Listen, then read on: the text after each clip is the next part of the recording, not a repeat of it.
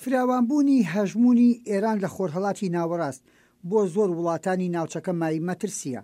دەستوەردانی ئێران لە کاروباری عێراق و پتەوبوونی پێگەیان لە سووریا وەک شیکەرەوان لێڕوانن هێرشە سەربازیەکەی ئەم دواییەی ئیسرائیلی بەدوای خۆیدا هێنا کە وەک بەرپرسانی ئیسرائیل لێدوانیان داوە بەلایەنی کەم 200 جار بردومانیان کردووە.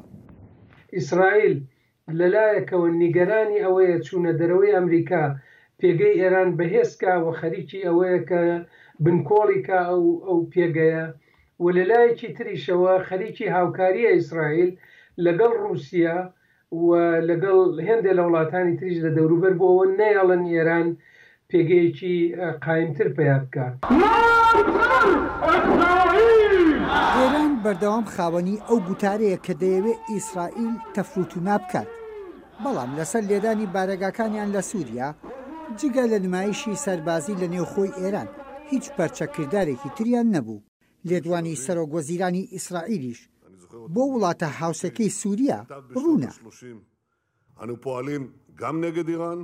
ئێمە کاری سەربازی لە دژی هەرێک لە ئێران و هێزەکانی سووریا بە ئەنجام دەگەینن کە خەریکی هاندانن دژی ئێمە. زەبر لە هەر لایەک دەوەشێنین گەر بیانوێ ئازارمان پێ بگەێنن. ئەوەی کە هەڕەشە دەکات بە کۆتایی هێنانی ئیسرائیل پێویستە بەرپرسیارەتی ئەو بۆ چوونەشی بە تەواوەتی لە ئەستۆ بگرێت. هي رسالة لنتنياهو أن عليك أن تكون حذرا في التمادي فيما تقوم به في سوريا. پەیامێکم بۆ نەتەنیاهۆ هەیە. پێویستە بە ئاگابی لەوەی کە لە سووریا دەیکەی هەڵسەنگاندنێکی هەڵەمەکە و ناوچەکەش مەخەرە شەڕەوە یان ڕوبەڕووبوونەوەیکی ترەوە. لە هەر کاتێکدا پەرچەکرداری جیاواز وەردەگیرێت دەرهەق بەوەی لە سووریا ڕوویدا لەلایەن دەسەڵاتدارانی سووریا و مقاومەش.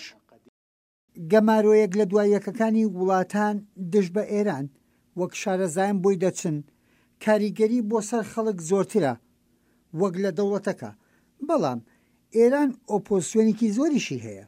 ئۆپۆزیسیۆن زۆر جیاوازە، جارێ یەکەم زۆر پەرژوبڵاون، دوایەوەی زۆر جیاوازن.